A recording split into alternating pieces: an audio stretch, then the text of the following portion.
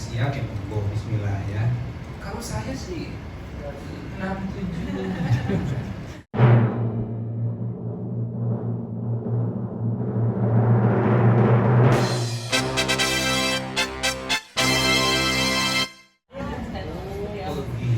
Udah 3 kali sih.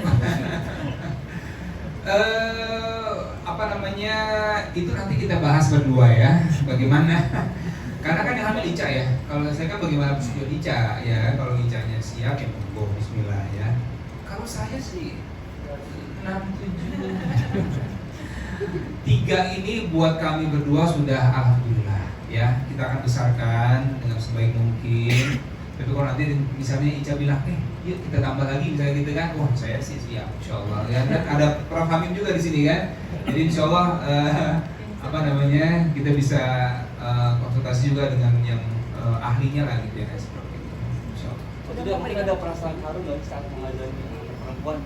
Nah, itu ya. Jadi waktu kan saya ikut ke ruang operasi, jadi sama Prof saya dikasih izin ya Prof, saya masuk ke ruang operasi. Melihat semua prosesnya, begitu tangisan pertama itulah yang bukan mengazankan, justru yang saya mengharukan pada saat dia nangis pertama kali diangkat sama Prof Hamim. Ica langsung nangis gitu ya.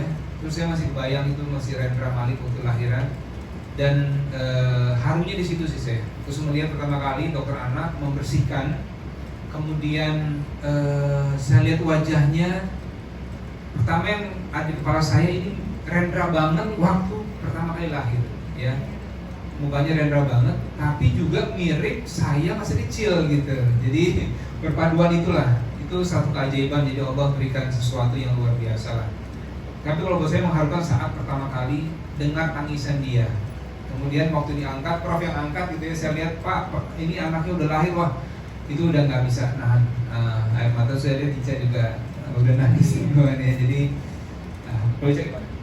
Iya, jadi terharu sama ya kalau pas lagi lahiran itu kan, karena kan kalau misalnya sesar itu ibunya kan nggak bisa ngeliat pas diangkat, jadi bisa melihat diangkat itu kan memang dokter kan juga pendampingnya gitu. Jadi pas dengar tangisan, karena itu yang bisa menandakan bahwa bayinya sehat atau enggak gitu kan. Jadi begitu kita dengar tangisan pertama itu langsung bersyukur banget, langsung alhamdulillah. Dan begitu dikonfirmasi bahwa perempuan ya Bu bayinya gitu ya, itu kita kayak wah ternyata benar gitu, 99% dan akhirnya menjadi 100. Dan bisa dikatakan sekarang Ica udah ada teman ceweknya nih gitu kan, boneka cewek yang bisa dijadikan boneka hidup. Seperti apa sih? Mungkin nanti Kak Dodi jangan kaget kalau tiba-tiba udah diikat rambutnya. Kakak ikat rambutnya? Enggak. Oh. Iya.